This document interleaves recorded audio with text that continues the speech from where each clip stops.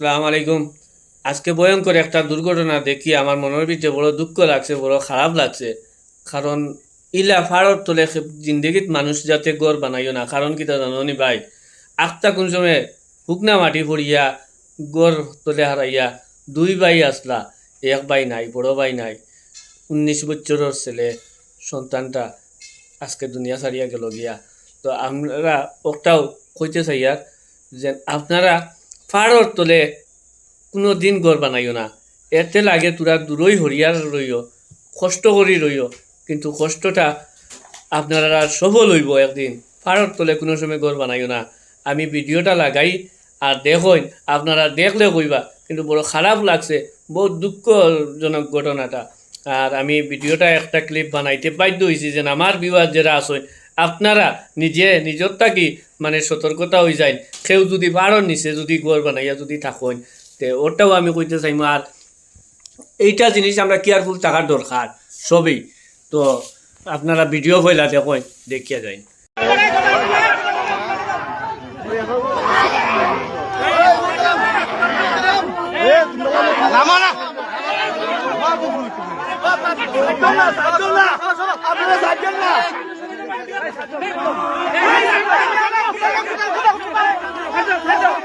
আমরা কাজ করব।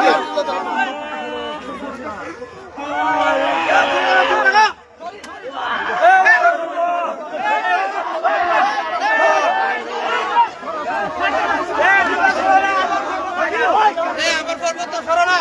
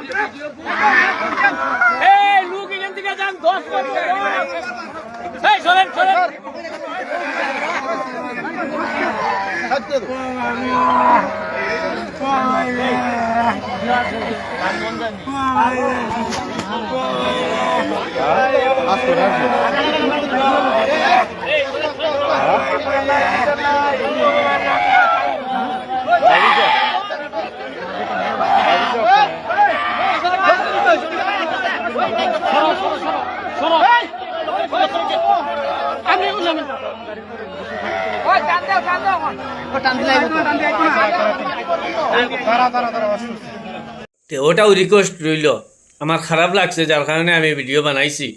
আর আপনারা কেউ ফাটতে এরকম করবা না, ঘর বানাইবা না। আপনারা নিজে কেউ যদি থাকুন তো এখনও সরিয়া যায়। কারণ মানুষের শরীর যদি বাঁচে, মানুষের দেহ যদি বাঁচে, মানুষের যদি জান বাঁচে, তো বহুত কিছু আইব আর যাইব, বুঝছেন না? তে ভিডিওটা শেয়ার করেন, আপনারা সবে শেয়ার করেন। একটা অনুরোধ, সবে শেয়ার করেন। কেউ যদি আপনারা ভিউয়ার যদি এরকম যদি থাকেন, তো ও শেয়ারের মাধ্যমে ও জিনিসটা দেখিয়া, ভিডিওটা দেখিয়া মানে সতর্কতা থাকবা। তো ওটাও আপনারা কাছে একটাই অনুরোধ, একটু শেয়ার করেন আর কমেন্ট করে জানাইবা আমার ভিডিওটা ভালো হয়েছে কিনা না। একটা অনুরোধ রইল আর কি।